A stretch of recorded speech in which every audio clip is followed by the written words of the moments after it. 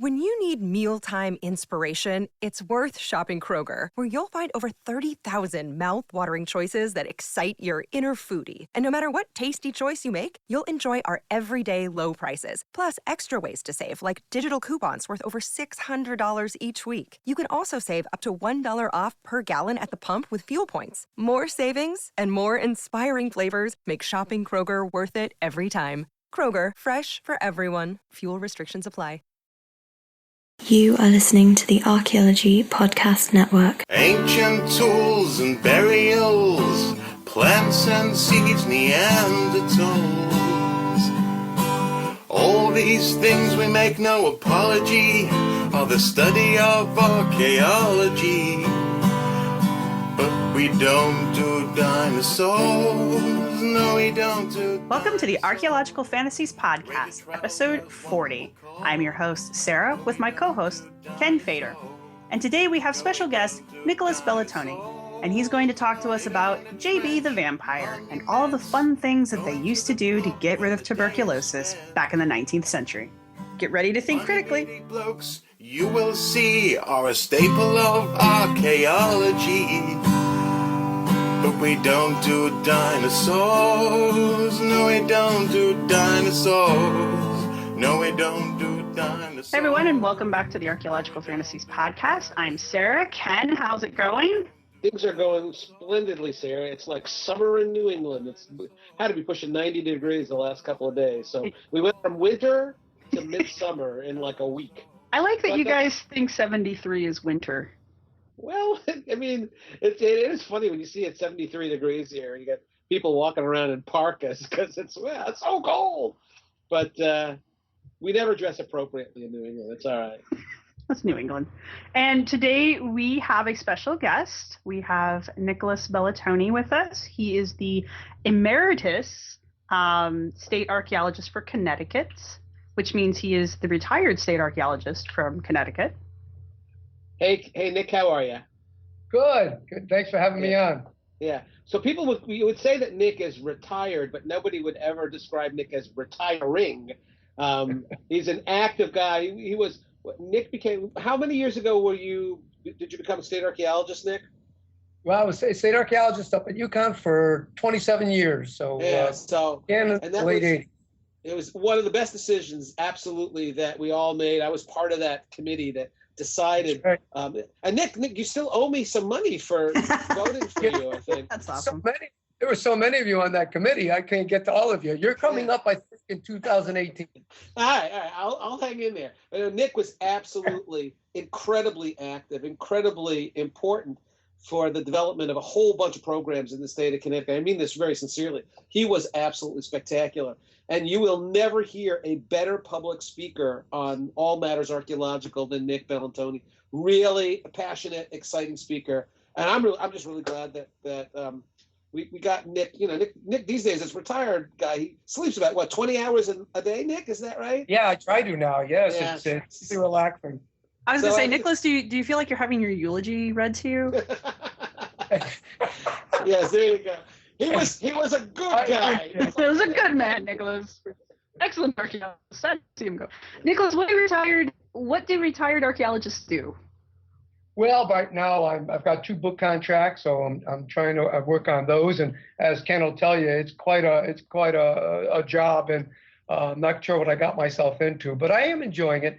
I'm also doing some consulting. I still teach up at UConn part-time, so keeping very busy, but at a different pace. You know, when I was state archaeologist, I was running around at 7 a.m. I was out the door going somewhere in the state of Connecticut. Now, 7 a.m., I'm drinking coffee, reading the paper, and my meetings are a little bit later now. So it's a whole different pace. It allows me to do things I couldn't have done before. Yeah, that's great. Now, the reason we have Nicholas on with us today is because we are talking about a very fun topic, at least I think so. We are going to discuss vampires. Right, yes. I mean, I thought it was really appropriate. I mean, here we are, this Archaeological Fantasies podcast, where we're talking about all this fake stuff relating to archaeology, all this nonsense. But some of the stories that archaeologists have to tell about their research are every bit as bizarre, as Jeb Card would call it, spooky, as the fake stuff. And this is real deal stuff. This is a story of Nick's excavation of what turned out to be the actual burials of vampires. Well, I'm kind of exaggerating a little bit. No, you're really not, though. They really were vampires as far as the people who buried them were concerned. Yeah. So, Nick, let's just kind of hand it over to you. I will ask some general questions. But first, why don't you tell our audience, how did this thing come to your attention in the first place? I mean, somebody didn't call up your office and say, Dr. Bellantoni, we've got vampires in our backyard. So what exactly happened? No, but the state police and the medical examiner's office called me because a colonial graveyard, a family burial ground in Griswold, Connecticut, was kind of accidentally uncovered by a sand and gravel operation. And actually, it happened like this. They stopped work on a Friday. Saturday, there was a light rain. On Sunday, 2 10-year-old boys came to the gravel pit to play and have a good old time, sliding down the slopes. And, well, one slide down, 2 skulls dislodged and tumbled down the hill with the boys. And they freaked right out, you know. And one kid goes running home to his mother, Mama, there's skulls in the gravel pit. And she says, get out of here, you watch too much television. So the kid went back to the gravel pit, picked up the skull, and brought it home to her. Which, that sounds like something a 10-year-old would do. Absolutely. So she did, after she bounced off the wall, of course, she called the police. And the police came down and roped it off as a crime scene and sent the skulls to the medical examiner's office in Farmington. They gave me the call when they realized that these were not part of a modern criminal investigation, but in fact, the bone was old. There were cortical loss, and you could see decomposition. So they realized it was old, and by state statutes, they turned the investigation over to the state archaeologist. So really what happened was I was put in a position to rescue, if you will, a colonial era burying ground that was literally collapsing off a gravel bank. And that's when we came upon one of the burials that turned out to be quite unusual, actually. Right. Now, because this is private property, right, Nick, where this gravel pit was? Say that again. So this was private property, right? Yes, it was. As a matter of fact, yes, it was a sand and gravel operation, mining. The miner was very cooperative. He was kind of shocked by what was found and so forth. In fact, you know, the first impression by the state police when they roped it off was that this might a couple of victims of a serial killer at that time by the name of Michael Ross. That was a famous case in Connecticut, yeah. Name of who? Can you say the name one more time? Michael Ross. He's the last person put to death by the state of Connecticut. And I believe back in the early 80s, he killed about 8 or 9 women in New England. And at that point, not all of the victims had been discovered. So they thought at first it was a criminal investigation, but it turned out to be a farming family cemetery. And that's why we were called in to assume the investigation. So now, Nick, we ordinarily think of colonial cemeteries in this part of the world as having nice, neat gravestones with urn and willow designs or cherubs. But there's nothing on the surface that indicated there was a cemetery here? That's practically right. Basically, there are a lot of unmarked graves. Most people could not afford a tombstone. These were hardworking farmers. What we believe they did have were flat field stones that were set, in some cases, only a couple of inches off the ground, but certainly not engraved. So the miners, when they cleared the land, never recognized that these stones might, in fact, be grave markers. Huh. So it didn't look like a typical cemetery, so they just said, it's just rocks, so let's dig it all up. They had no idea until the skulls actually started to erode down the bank. So initially, this starts off as a salvage operation, right? You know, you say, well, we'll get some people in there, we'll excavate these burials, and then rebury them. So what was so strange about these graves as you uncovered them? Well, a number of things. First of all, when I arrived at the gravel bank, I looked up and, you know, I saw 6 dark features coming down the edge of the cliff. And of course, we recognize those as burial features. And so and at the bottom of which I could see coffin parts and human remains kind of poking out of the sand. So we had a whole series of individuals we had to deal with in that first row that were literally on the bank. So when I did that, I looked up and I saw some bricks. And when we started to excavate down onto the bricks, it turned out to be a crypt. And inside was a coffin that had been laid down, row of bricks built around it, with flat field stones enclosing it in the crypt form.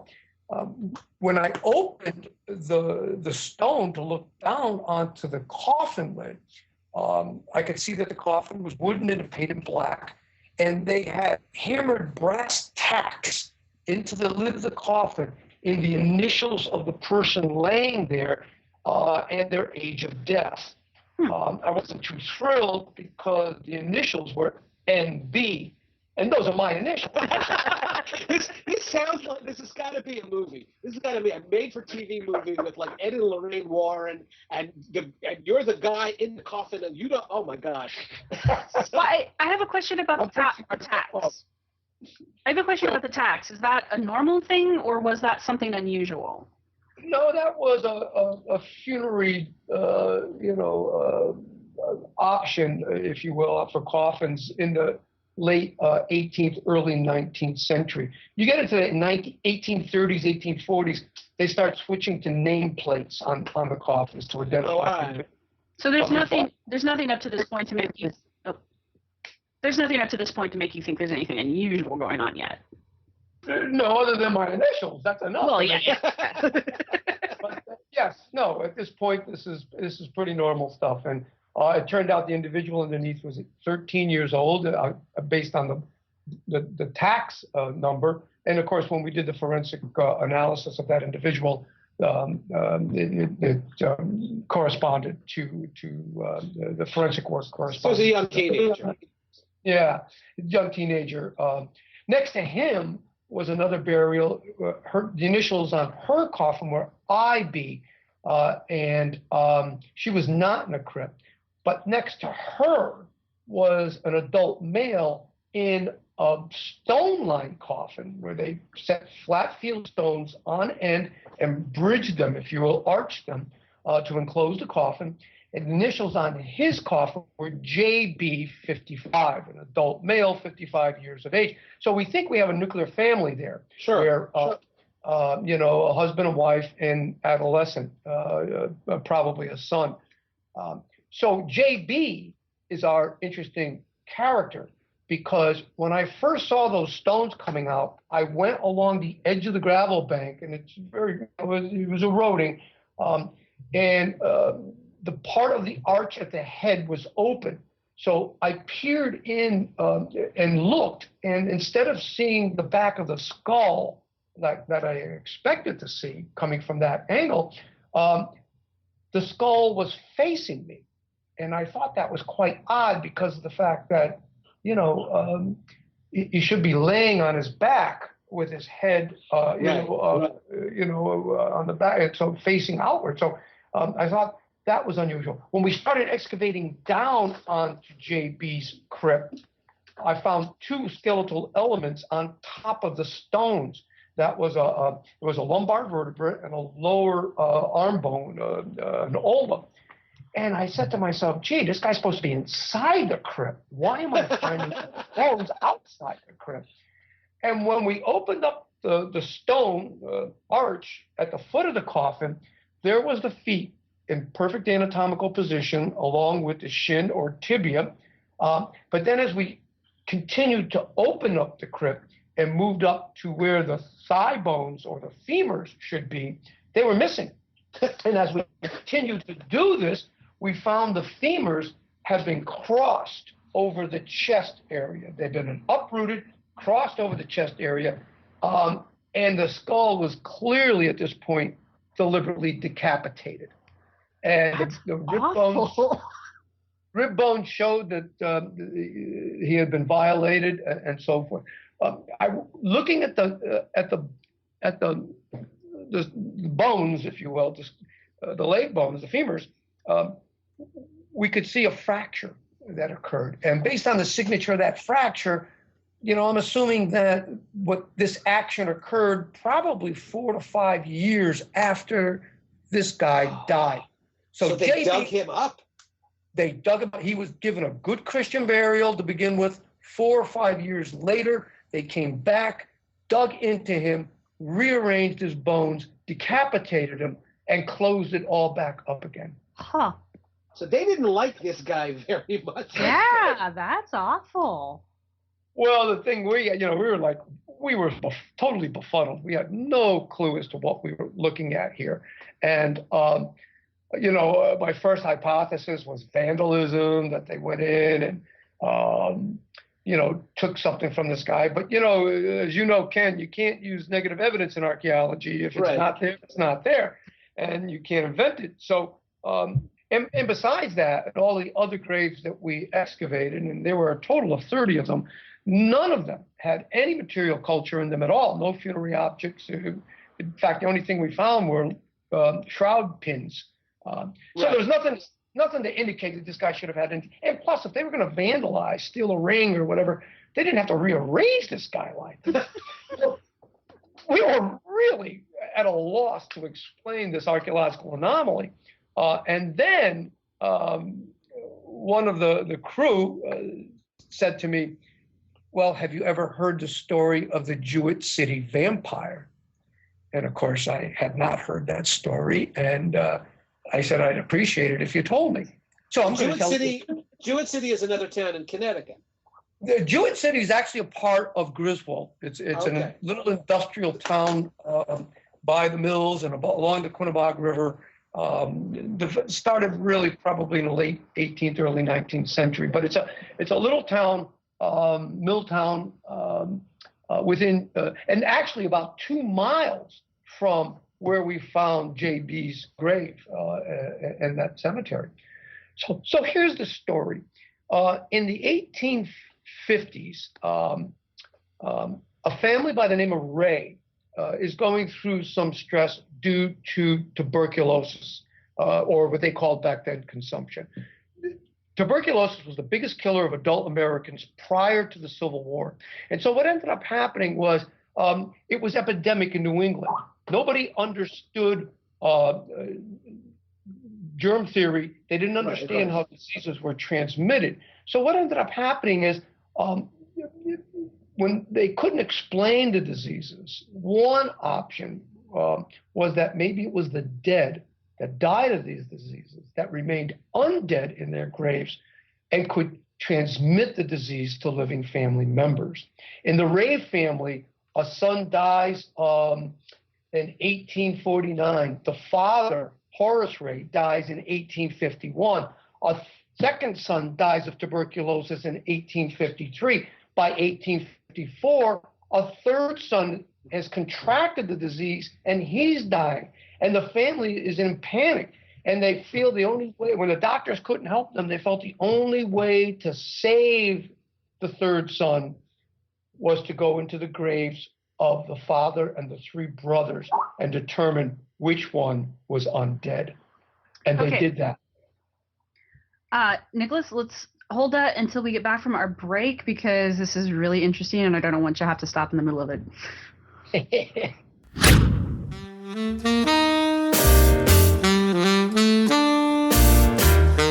Telling a different story to the traditional lines of archaeology, the Archaeologist podcast seeks the stories and ideas that are often overlooked or not considered real archaeology. Video games, anarchism, and archaeology in the middle of hostile areas. Host Tristan doesn't search under the rocks. He destroys them. Available on iTunes every fortnight.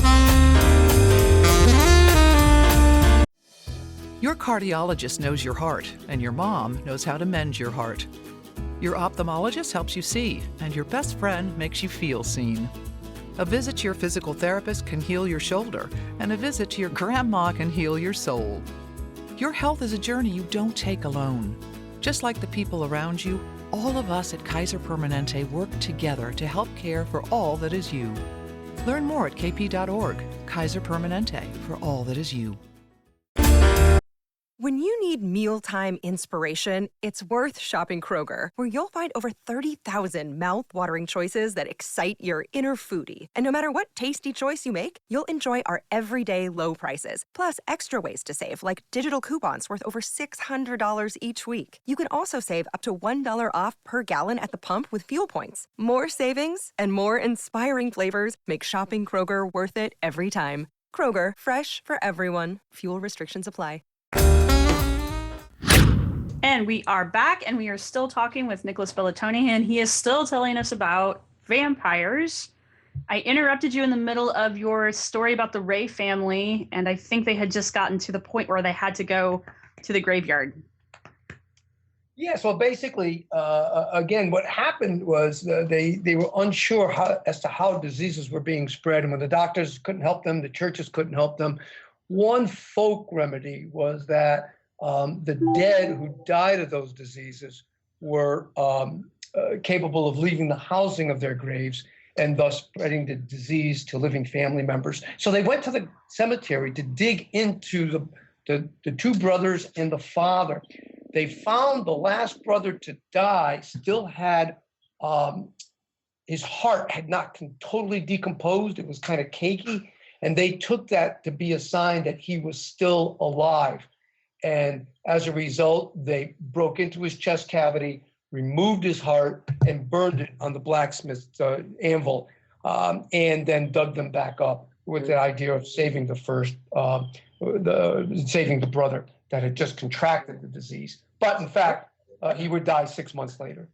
Now, everybody's got to understand what Nick is talking about here is not some, crappy show on the History Channel where they're making a bunch of stuff up. This actually happened in New England. They're breaking into graves, recent graves, and they are removing the hearts of the dead and destroying them, burning them in a blacksmith shop. They thought that this would prevent the dead from visiting the living and giving them whatever the disease was that killed them. It's amazing that this was happening not that long ago. Now, who documented the Ray family?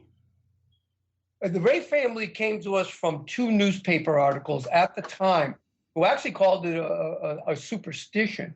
But Michael Bell, who is a folklorist in Rhode Island and has collaborated with me for quite a while on this, he has over 40 or more cases in New England where people have gone into the graves of their deceased loved ones to put them to rest. So our evidence of JB was the first archaeological, physical evidence, if you will. But there's a great deal of historic documentation about this kind of activity. You must remember that this was done out of fear and love. These people were dying, and they had no way to stop the disease. In fact, tubercular victims were sitting at farming family tables, dinner tables, coughing and coughing. And nobody's covering their mouth. They had no clue. And so it was epidemic, and people were dying. And again, when the doctors failed them, maybe, just maybe, this was the answer, and they were willing to do it to save the living. This was not Bela Lugosi and bats going through the night. This was a public health issue, and people wanted to know if this would be a remedy to save them from death and disease. And so the moral of this story is cover your damn mouth when you cough. I guess. Nick, was this what's called the vampire panic? Is that the term that was given to this period of time when people were really concerned about this? Yeah, it's also called the New England vampire folk belief. It had a number of terms. It was somewhat clandestine. People weren't advertising that they were doing this. But when you go into town records and letters and newspaper accounts, these things start popping up all the time. And in fact, there were doctors here, kind of what we're often referred to as quack doctors, who were actually advising the families to go into the graves to determine which of their loved ones is mischievous, is spreading the disease. So it's I'm sure the churches were not happy about it, but this was being done more frequently, especially when they couldn't stop the dying and there was no medical answer for it, that maybe just was it.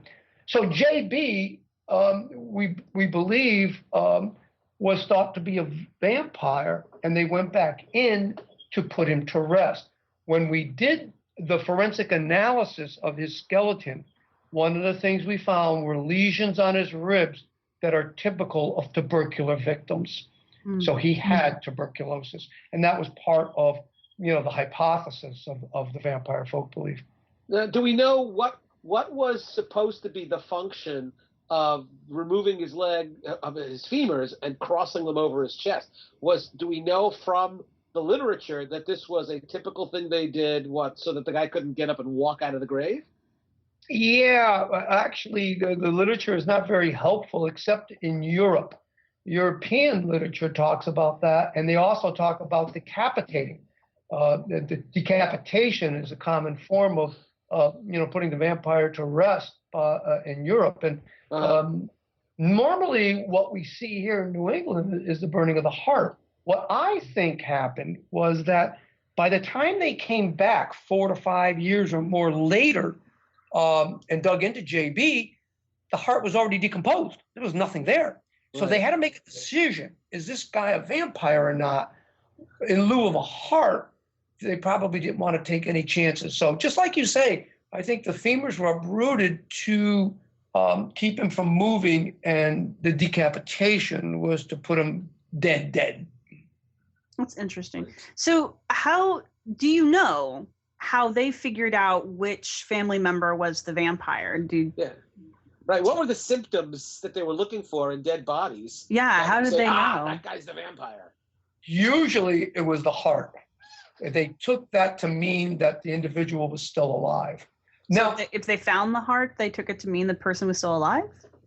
That's how they interpreted it. That the person still was capable of, was undead, that the person was undead. And if the heart wasn't there, then the person wasn't. And I think that's what was the conundrum about JB. They got in there, they didn't see a heart, but they had to make a decision. And I think that's what led it to that.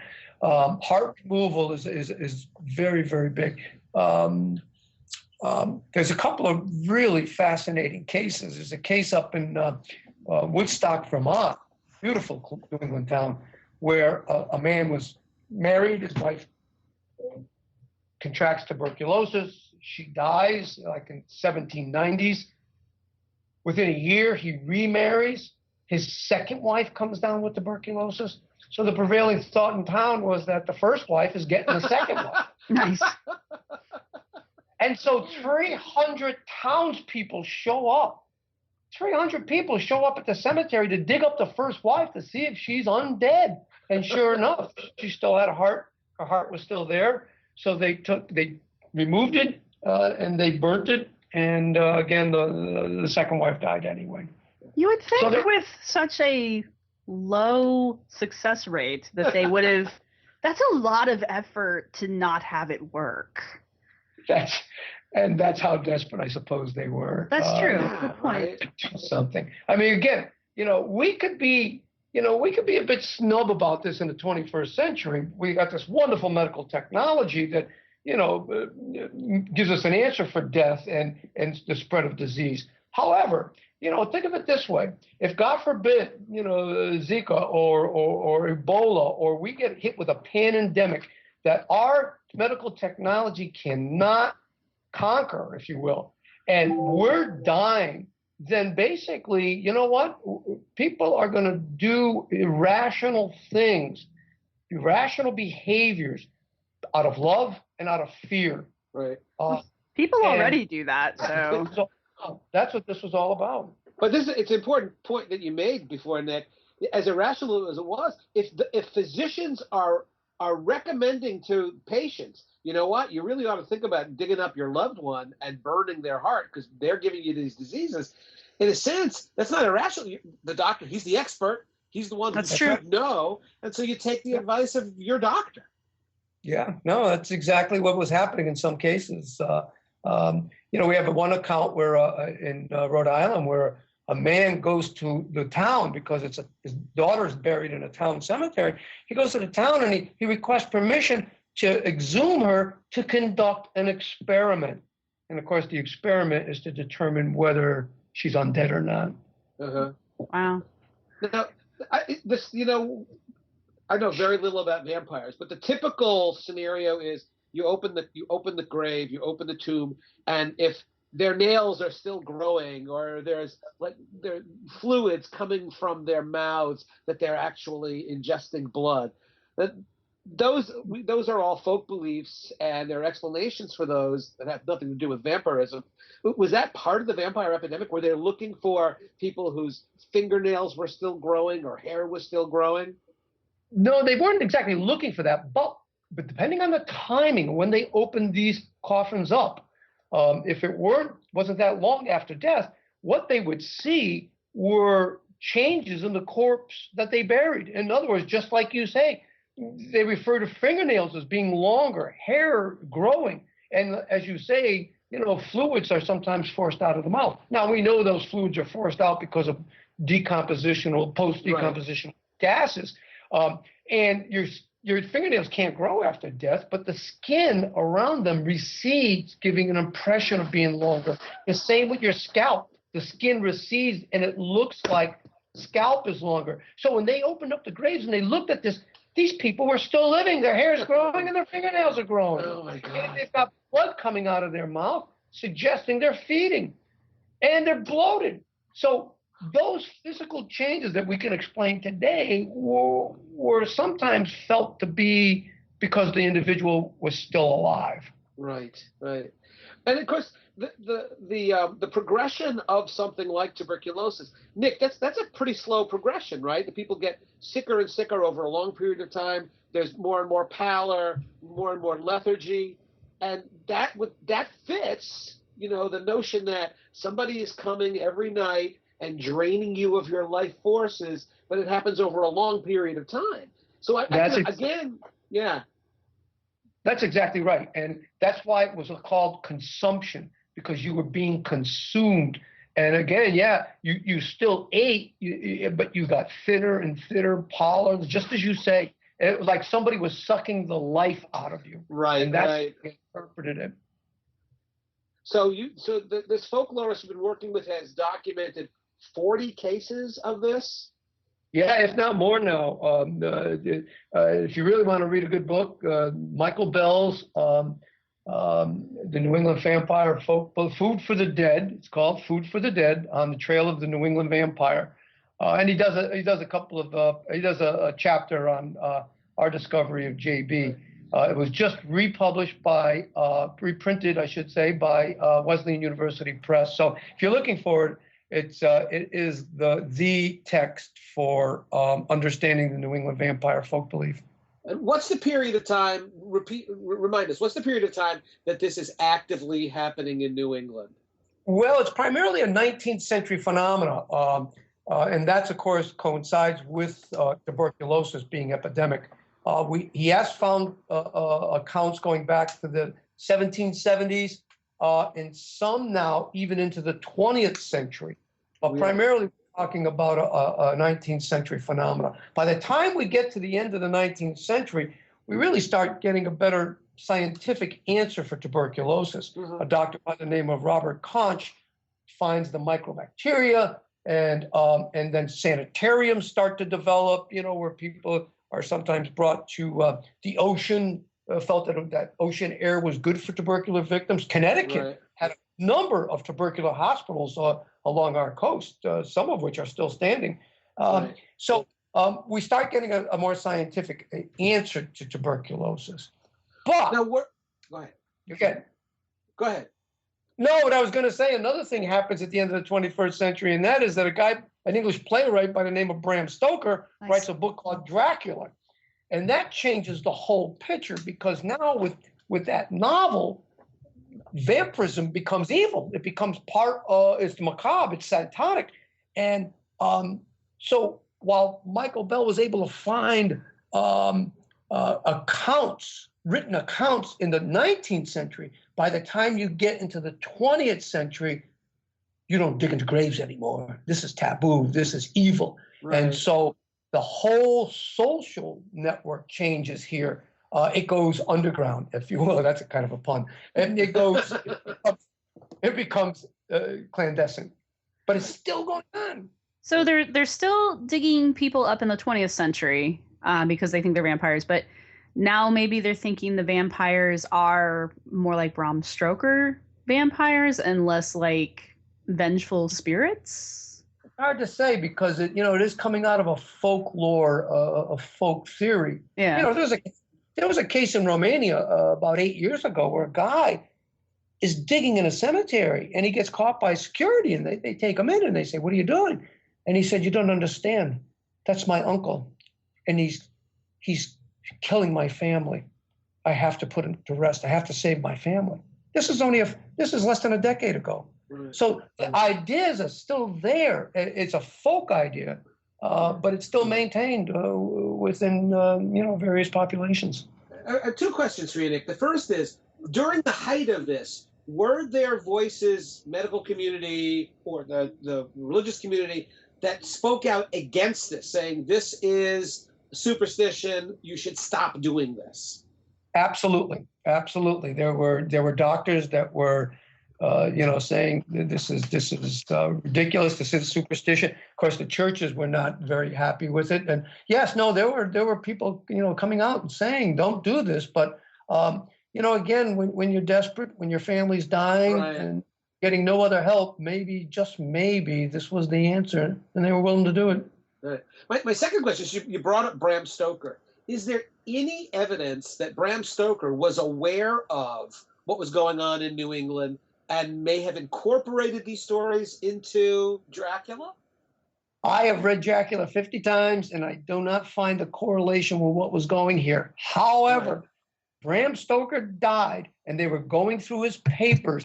They found newspaper accounts from New England and New York that talked about the vampire folk belief here. Oh, he was aware of it, but I don't believe he used it. He was aware of it in terms of his research, but I don't believe he used it in the novel. He knew what was going on. He found the same newspaper accounts that Michael Bell would uncover. Is that right? Okay.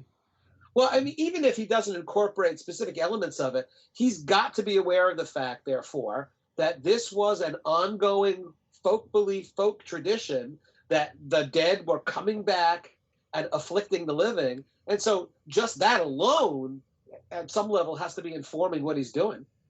Yeah, no, I agree. I think he put it all together with the research he did to create that novel. And he was certainly aware of what was going on here. Right. So now, JB was the only one of the graves that had been desecrated soon after death in the Griswold Cemetery. That's exactly right. The cemetery, by the way, was started in 1757 by a Nathaniel Walton. He owned the property next door and bought this hilltop for the purposes of burying his family. We found a deed in the town attesting to it.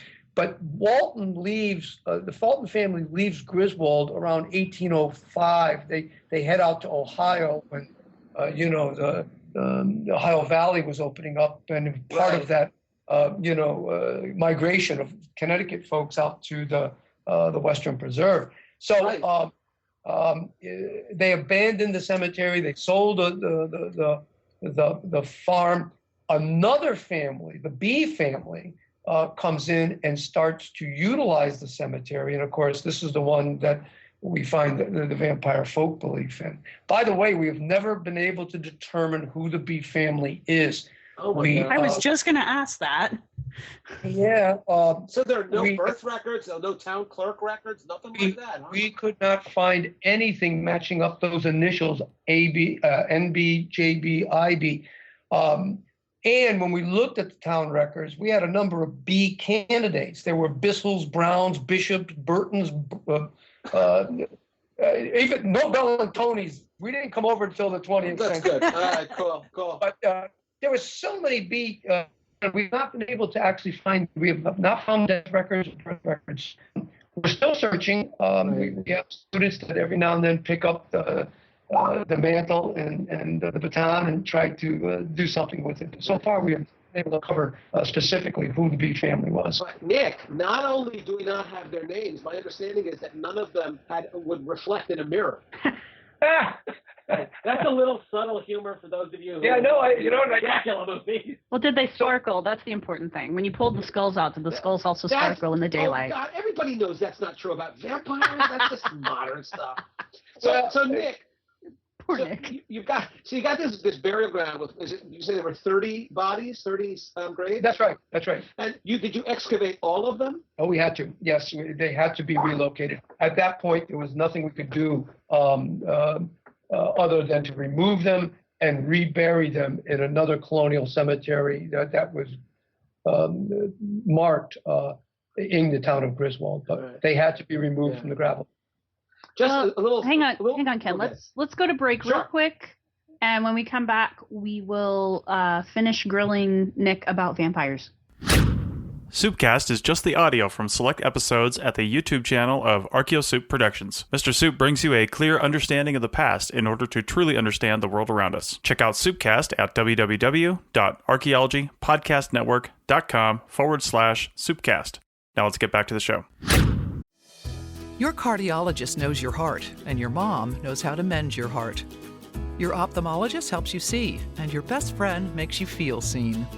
A visit to your physical therapist can heal your shoulder, and a visit to your grandma can heal your soul. Your health is a journey you don't take alone.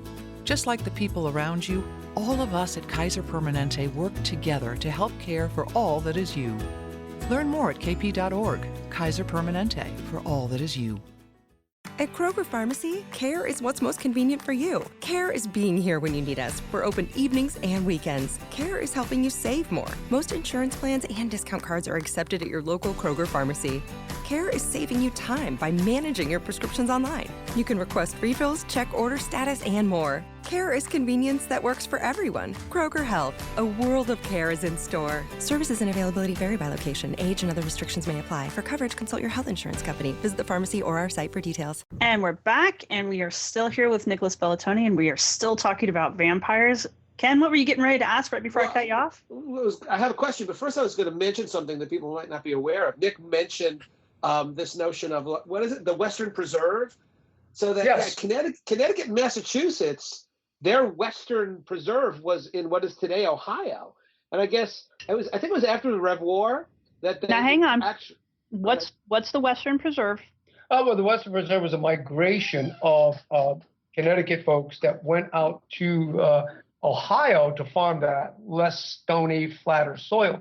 When the king gave us the charter in the 17th century to create the colony of Connecticut, the charter stipulated, kind of latitude on the globe that we house, but they didn't understand longitude. And the way the grant was interpreted is that Connecticut owned all the land literally across the continent to the Pacific Ocean.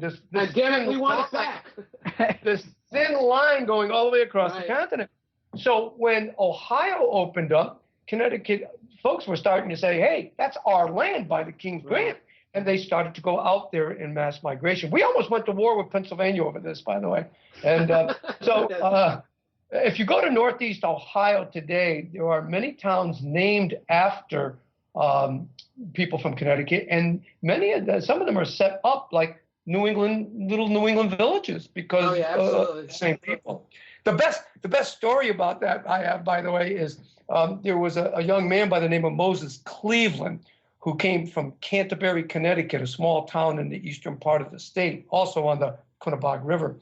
And he went out to Ohio with a group of people and settled in a little hamlet, if you will. They started a little village by the lake. And we have a letter from him where he writes back to his family. He said, my biggest wish is someday Cleveland will become as big as Canterbury. Little did he know he'd have the Rock and Roll Hall of Fame. How can you know no that? kidding, right? Yeah, but no, that was the Waltons of our cemetery were part of that migration. Yeah, I've been to. There's a town in eastern Ohio called Marietta, which happens to have the cemetery mound in it, which is in my 50 Sites book. I've got to get that plug in, right? But if you walk around that cemetery, it's filled with gravestones that look like they came out of Massachusetts or Connecticut. And on the individual gravestones, person after person, these were all Revolutionary War veterans and their families from Massachusetts and Connecticut who had moved out to the Western Preserve and had established a town. And gravestone after gravestone talks about born in Boston, born in Hartford. And it's as if you took a whole subset of New Englanders and moved them en masse to the wide open spaces of, yes, the Western territories, which was Ohio. That's right. It was quite a movement. And a lot of people here thought that the farms were going to fall apart because of everyone moving. But what ended up happening is a lot of the farmers started to buy up land, so farms became bigger here because of the fact that their neighbors were moving off. Yeah. So Nick, now you've got, as the state archaeologist, as a forensic specialist, you're excavating 30 graves. What happens to those bones? What was the eventual end of JB and NB and all the Bs and all the Waltons? What happened? Well, basically, part of my job also was to, when these discoveries are made, is to try to make an effort to find descendants. If they're Native American graves, we work with the tribes.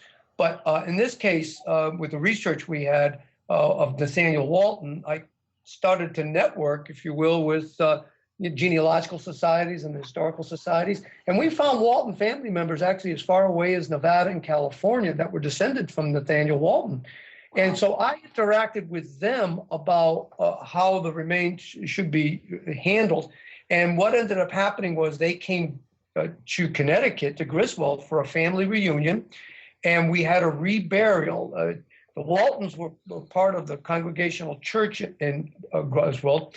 And Reverend Bynum performed a recommittal ceremony of Puritan tradition, and we reburied them laying next to each other as we archaeologically excavated. So everybody is in the same rows, laying next to the same people, and they were reinterred at another cemetery, but with with a religious ceremony. So yeah.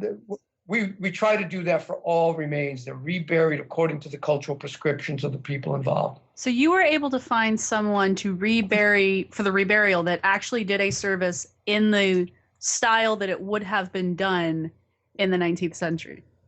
That's right. The minister for the Congregational Church, Reverend Bynum, looked up his prayer book and did it as close as he could, I suppose. But yes, that's right. That's we pretty cool. Kind of a difficult thing though for me, because as a state official, there is a separation of church and state, and I'm really not supposed to organize a religious activity of any kind. So I have to work through third parties to make sure it gets done. That's silly.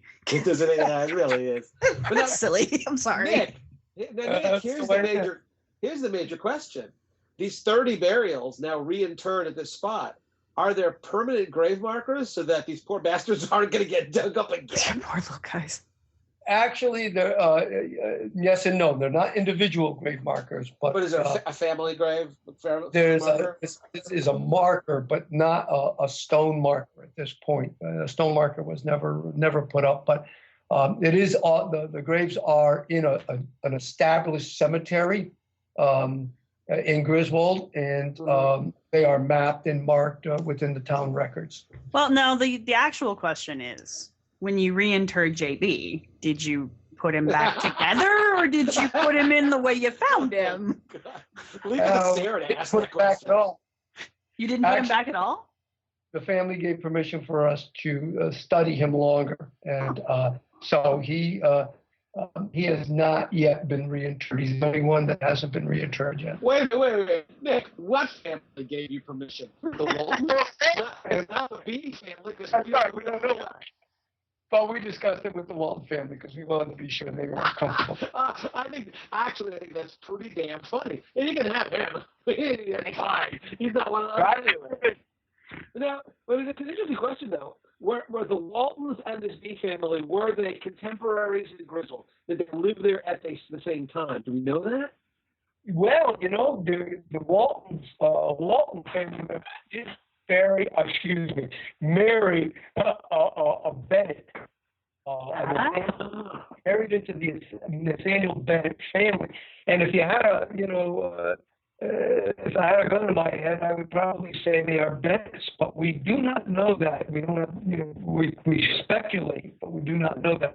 But we do know that they intermarried with a family called Bennett. So it is possible that that's the family, but we can't prove that.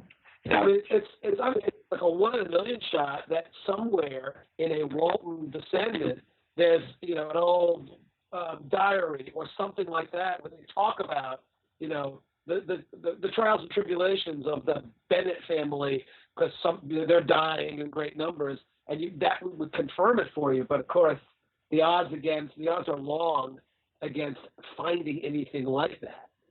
So one of the things we were able to do with JB is a series of other tests now to learn more about him, and we were able to extract DNA from his skeleton. Now, what that allows us is markers that we can now use were we to get a family candidate to compare up and see if we can actually nail it down. So we're hoping that the DNA will help us find the bee family. That's incredibly cool. I have a question though. How long are you guys? Okay, what are you hoping to get out of JB? Studying him, his remains, I guess. And how long are you guys going to keep him? Well, basically, the remains were, we worked with some colleagues down at the Armed Forces Institute of Pathology at Walter Reed Hospital, and so his remains were sent down there. We have done 2 sets of DNA analysis, but no, we're getting close, and we'd like to find the family first and then rebury him, but if that doesn't happen, a decision will have to be made within the next couple of years. One of the things about the forensic science is it gets better and better. Science, it just gives us more techniques in which to study and learn. And so an opportunity, because of the unusualness of this burial, to do more with it. But he will be reburied eventually. Are you going to rebury him the way you found him? No, we will lay him up in the appropriate Christian pattern, which, by the way, if you don't know, is here in New England, Christians bury their dead in an east-west orientation with head to the west. So the idea is as you lay in the ground, you face the east. And it is believed that on the day of resurrection, Christ will come up with the sun out of the east and literally draw you from your housing. So you have to be prepared for the day of resurrection. That also means when you go to an old cemetery and read the tombstone, here lies Jonathan Edwards. Jonathan's not in front of the stone, as most people think, but actually is behind the stone with his feet moving away. But that's how he will be buried in a Christian pattern.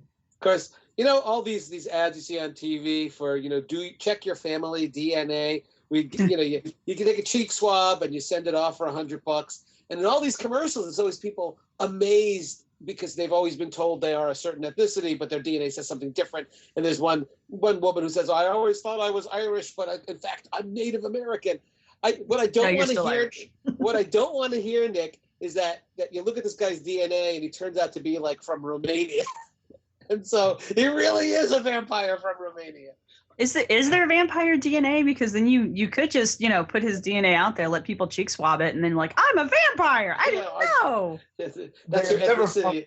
By the way, those in-house DNA send your swab in are not very reliable. No, it's all kind of nonsense. But my understanding is that you can extract genetic material even from something like the tuberculosis, so you can actually track the specific disease to its genetic variations depending on geography or time. That's neat. So I don't know if they've been able, if there are any bacteria left from that the tuberculosis, the strain that JB died from, where that can be analyzed as well. But as Nick says, the problem is when you put somebody back in the ground, you remove just any source of information that next year we're going to find we'd be able to extract.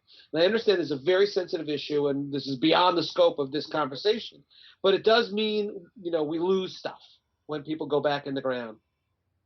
You can have my bones forever. It's fine. Do whatever you want with them. But yeah, exactly right.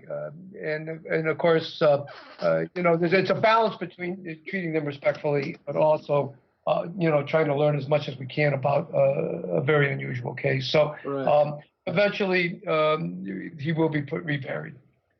Well, did you track down the strain of tuberculosis and ask them if it was okay to keep JB out? Yeah, I don't know. It's maybe the descendants of the tuberculosis bug. One of the issues about tuberculosis is that the pathogen persists in soil. Yeah. And could persist for over hundreds of years. We really don't even know how long. So one of the things we had to do when we were doing the Walton Cemetery was I would send soil samples from the abdomen and chest areas and have them processed at the state laboratory just to make sure there were no pathogens. That everything came back negative, so we were quite pleased by that. But tuberculosis is a little tricky, and sometimes those they could stick around. So no bone licking at the site. Yeah, most diseases like smallpox, they die with the host, but tuberculosis can persist.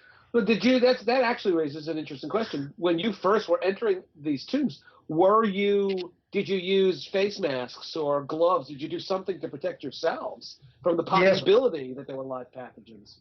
Yeah, usually there's no health issue unless you're dealing with metal coffins, because then pathogens really get escaped. But no, that's true. We did. We wore surgical gloves and masks when we did most of the excavating. Not all of it, but we did. Yeah. That had to be really pleasant to try to do. The other thing, digging hazmat suits, yeah. Right. The other thing too is the possibility with DNA analysis of contaminating the sample with our own DNA. Breathing on it and touching it, the archaeologist could inadvertently place their own DNA onto the sample, which could really, if we find out JB's from Italy, I'm in a lot of trouble. But he could be. He could be a paisan. Come on, Nick. He could be. In the 18th century?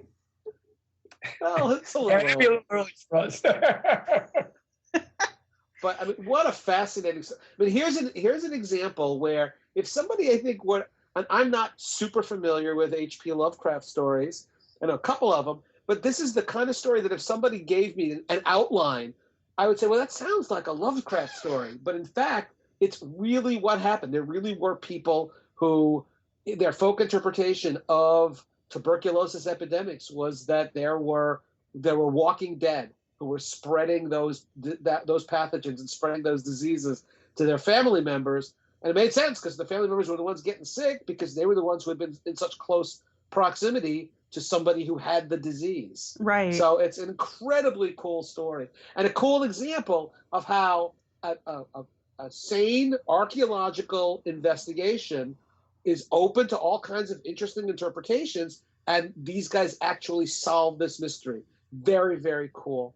A great example of archaeology in action. Well, and it's just cool digging up vampires. I mean, that's... Well, yeah, come on. I mean, you had me at vampire. That's really all you had to say. Yeah, I mean, I just, I cannot imagine the expression on Nick's face when he opens up this coffin and there's the guy's legs. His feet are in correct anatomical position and his legs are crossed over his chest. Well, I thought maybe they did that to him like immediately after he died. And I was just like, wow, that's rough. That's a rough way to bury somebody. But 5 years later, I can kind of see it. Most of the soft tissue would have been gone. They would have been very easy to pluck. Actually, if you look at our notes in the field, one of the things we referred to is that we looked like we were looking at a Jolly Roger, a pirate across the bones, But of course, once we got into the vampire folk belief, we realized what was going on here. Nick, who identified the smallpox? The tuberculosis. Where did you send? Was that the Walter Reed? No, the soil samples were sent to state laboratories in Hartford, but the skeletal remains were sent to Walter Reed. We did a preliminary. Yeah, we did preliminary analysis at UConn, but then we sent them all down to Walter Reed for more extensive forensic work. So they're the ones who diagnosed the tuberculosis. That's right. That's correct. Yeah. And just another little side point. When you go through death records and you go through town clerk records, you do reach this period in the 19th century where it's name after name after name after name. When the cause of death is given, it is consumption. This really was something scary and very, very common. And it's just spread like wildfire again, because as Nick said, nobody understood that there were people had these diseases and were broadcasting them by coughing, and you live in the same close quarters with somebody with tuberculosis, and the odds were pretty good you were going to get it too. Well, I just read a really interesting article on Facebook, actually, about how tuberculosis, the disease, actually affected what was considered beautiful at the time, mostly women's beauty, not so much men. Right. But like that whole paleness and the fever bright eyes and the waifish figure, that was all stuff that you got while you were sick. And tuberculosis was apparently so common, especially among the wealthy, that they just decided that was pretty. And so women were going out of their way to make themselves look like they had an illness. I mean, I don't think that they were logically doing that. They were just like, this person's pretty. I'm going to look like her. Oh, she's dying of tuberculosis. Oh, well. But it was also considered very romantic to die from tuberculosis. It was the way to go. That's right. And you look at all the Gothic and Romantic writers of the early 19th century. They all wanted, or in some cases they did, contract tuberculosis. There was a concept of that beauty. Yeah.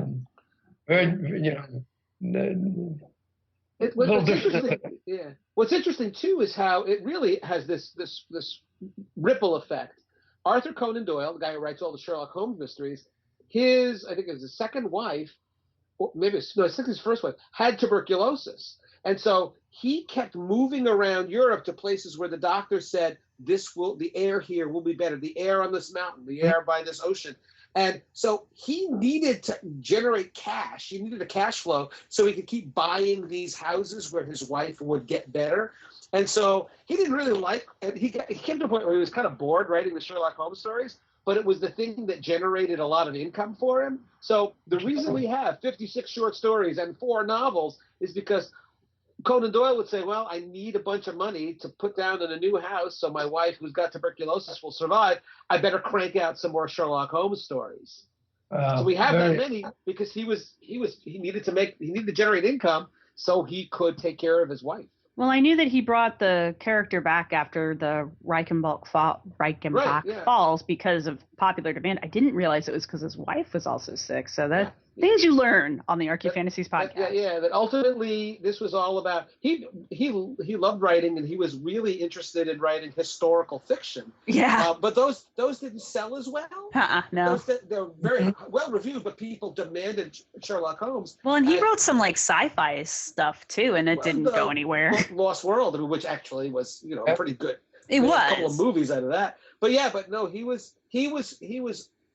certainly understood that for him to make a lot of money, the money in the Sherlock Holmes stories was much, much greater than anything he could do with historical fiction. And so I think he grudgingly went back to Sherlock Holmes because he needed the cash to take care of his wife. How about that? So, Nick, thank you very much for coming on to the show. Do you have any final thoughts you want to share with us before we close the call? No, other than to say that, again, this is not vampirism as we think of vampirism today in the 21st century with Twilight and everything else that's out there. Even no sparkly vampires. All right. But this was a public health issue and people were responding to that. And while it seems strange to us today, back then, it was a possible way to save their loved ones. This is Nick. Thank you so very much It's a Thank fascinating you. piece of research and a story extremely well told. So thanks for participating. Yeah, this was great. It was really, really cool to hear this story. Yeah, no kidding. So thank you, Nick, and have a great evening. And I'll talk to you soon. All right. Well, thanks for having me. As one will call. No, we don't do dinosaurs. Thanks for listening. We hope you've enjoyed it. Our music was provided by Archaeology Productions. If you like what you've heard, please subscribe and rate us on iTunes or Stitcher and share us wherever you use social media. You can contact us with your questions, comments, or angry email at archifantasies@gmail.com. You can follow the podcast at www.archaeologypodcastnetwork.com/archifantasies.